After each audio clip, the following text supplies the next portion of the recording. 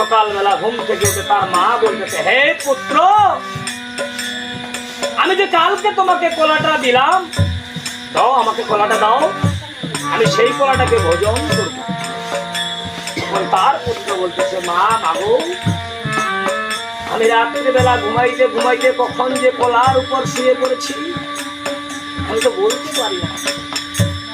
তো আমি আজকে আবার তোমার জন্য একটা বাজার থেকে কলা নিয়ে আসি।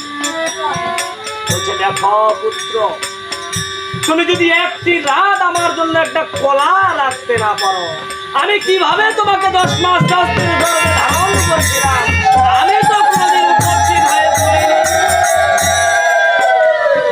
এই 10 মাস 10 দিন আমি যে তোমাকে গর্ভে ধরেছিলাম, আমি যদি একদিন উপস্থিত হয়ে ঘুমাইতাম, তুমি কি আজকে পৃথিবীর মায়া ইয়ার দেখতে না? না, বহু কষ্টে আমি তোমাকে যখন ভূমিষ্ঠ করলাম, আমার প্রাণ যায় যায় এমন অবস্থা, এই ভূমিষ্ঠ করার পরে তোমাকে আমি কি করলাম, আমার বাম পাশে শোয়াই দিলাম রাত্রিবেলা। এই বাম পাশে তুমি পায়খানা করে দিলে, আমি আবার ওই রাত্রেই তোমাকে বাম পাশ থেকে আবার ডান পাশে শোয়াই দিলাম। সেই ডান পাশে তুমি প্রস্রাব করে দিলে, আবার তোমাকে আমি আমার বুকের উপর স্থান দিলাম, সেই বুকে তুমি আমার উপর বমি করে দিলে, আমি তো কোনোদিন তোমার উপরে ঘুমাইনি। তাহলে বলো, তুমি কিভাবে তোমার মায়ের ঋণ পরিশোধ করতে চাও?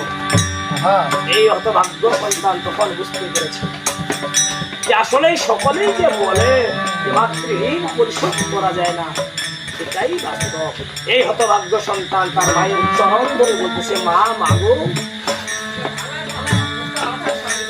আমি ভুল বশতই কথা বলেছি মা, আসলে তোমার ঋণ আমি পরিশোধ করতে পারবো না, এটা বলা আমার মহা অন্যায় হয়েছে, তুমি আমাকে এই মুহূর্তে এই কথার জন্য ক্ষমা করে দাও। মাতৃঋণ বাবা এত সহজ না, বুঝতে হবে। আজকে আমার মা বাঁচে আছে, অনেক মানুষে বলে যে দাঁত থাকিতে দাঁতের যত্ন করতে হয়, যেদিন দাঁত এই মুখ থেকে চলে যাবে সেদিন তো আমি বুঝতে পারবো দাঁতের কি মর্ম।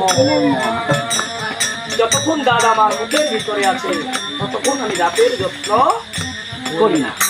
যতক্ষণ আমার পিতামাতা জীবিত রয় ততক্ষণ তার কথাগুলো আমাকে বিষাক্ত মনে হয়, তাকে আমার জাঞ্জাল মনে হয়। কিন্তু যেদিনই হলো সে পরলোকে চলে যাবে, তারপর দিন থেকে আমি সমস্ত কথায়